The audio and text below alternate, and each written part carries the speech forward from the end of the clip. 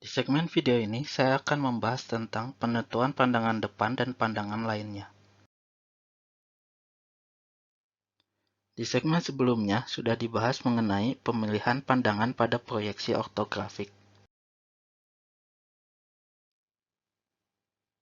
Jadi dalam gambar teknik, pandangan depan adalah pandangan yang memberikan informasi terbanyak tentang benda tersebut, sehingga bentuk khas ataupun fungsi benda dapat diketahui.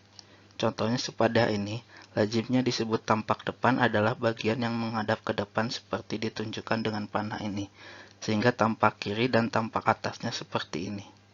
Tetapi saat kita menggambar sepeda ini secara teknikal, yang dijadikan pandangan depan adalah tampak kiri ini, karena pandangan ini yang memperlihatkan bentuk khas dari sepeda dibandingkan pandangan lainnya, serta dapat memberikan informasi yang paling banyak seperti ukuran ban, bentuk frame, dan lain-lain.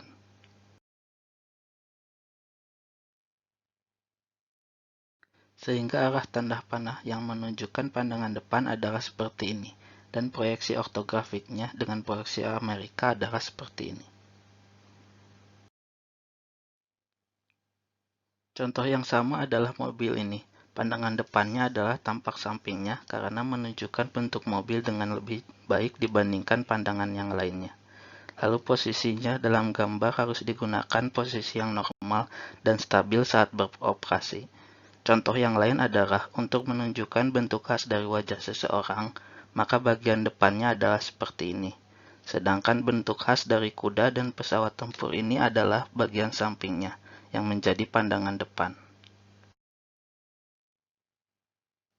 Saat kita menggambarkan proyeksi ortografik yang biasa, maka bidang dan garis yang miring seperti contoh benda di bawah akan diproyeksikan tidak sesuai dengan ukuran gambar aslinya, jika dengan proyeksi pandangan sebelah kanan yang standar, sehingga dibutuhkan adanya pandangan tambahan dan bidang tambahan yang bukan proyeksi standar yang sejajar dengan bidang miringnya seperti ini.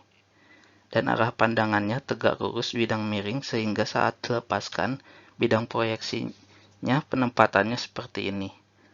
Dan bidang P ini dapat digambarkan sesuai dengan ukuran aslinya.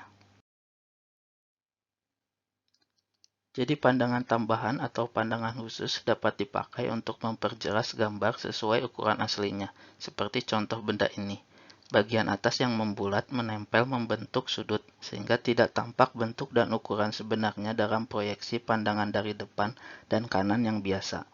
Dengan menggunakan arah pandangan yang tegak lurus dengan bidang dari bentuk membulat, akan didapat proyeksi yang sesuai dengan bentuk dan ukuran yang sebenarnya. Pandangan ini disebut dengan pandangan tambahan atau khusus, yaitu pandangan majemuk yang bukan merupakan proyeksi yang standar. Akan tetapi, menggambar pandangan tambahan secara penuh memakan waktu yang lama dan dapat membingungkan karena garis-garisnya berantakan. Dengan menggunakan pandangan tambahan sebagian, bagian-bagian tertentu atau beberapa pandangan dapat dihilangkan, sehingga tidak perlu menggambarkan seluruhnya. Seperti contoh di bawah, di mana ada bagian-bagian yang terpotong dan digunakan garis batas potongan dengan garis bebas tipis untuk menandakan ada bentuk yang dipotong atau dihilangkan. Jadi pandangan sebagian digunakan karena kadang-kadang tidaklah perlu menggambar suatu benda secara lengkap, tetapi cukup dengan penggunaan pandangan sebagian seperti contoh-contoh di bawah, di mana pandangan sebagian sudah cukup menjelaskan dan memberikan informasi yang cukup dari suatu benda. Malah untuk contoh benda ini akan menjadi tidak jelas jika digambarkan secara keseluruhan karena terlalu banyak garisnya. Dan jika hanya ditunjukkan sebagian saja akan menjadi lebih jelas bentuk gambarnya.